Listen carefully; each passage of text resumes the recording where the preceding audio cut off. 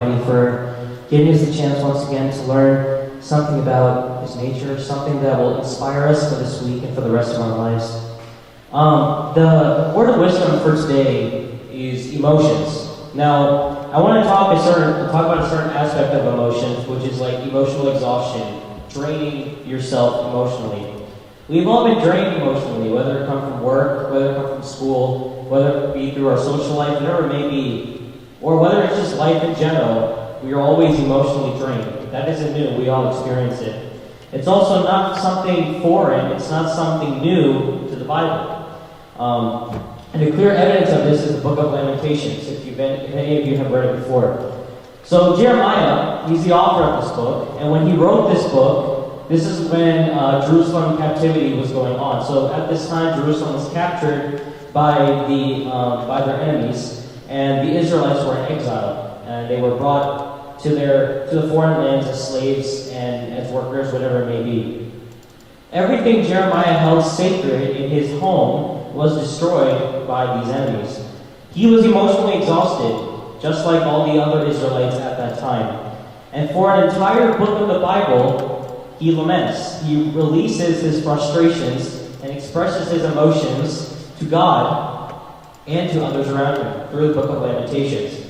In the midst of these complaints, in the midst of his complaining, he refocuses on God. In Lamentations chapter 3, verse 21, he writes, "Yet I still dare to hope when I remember this."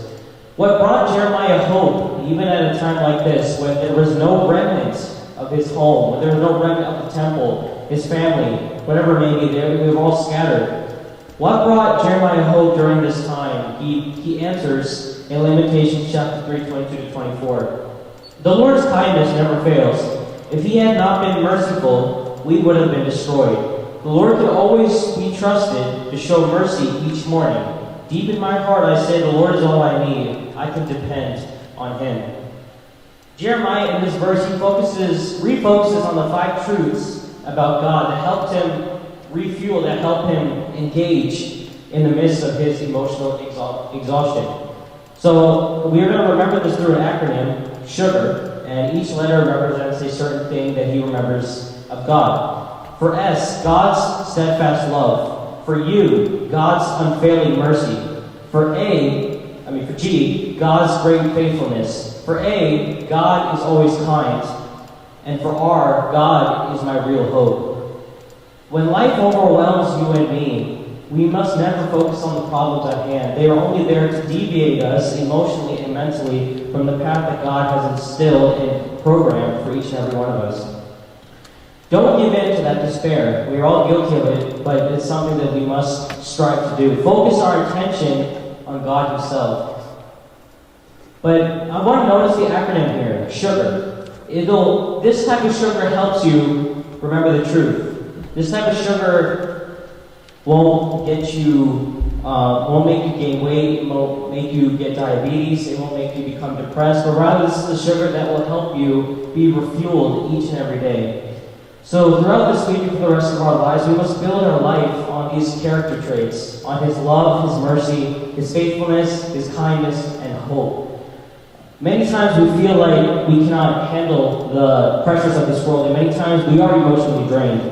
But God knows our problems, He knows our weaknesses, and He knows what we are going through. But He also believes in each and every one of us. Remember, in the Bible, He tells us clearly that He gives us trials and tribulations because He knows that you can handle it. And if you feel like you are going through an immense pain, immense grief, it's only because God trusts you enough to handle it. It's only because God knows your hidden potential inside. So when you believe in that hidden potential that God believes in Himself, then you will be able to have hope in these periods of emotional exhaustion and be able to grow out of it and become stronger in His name.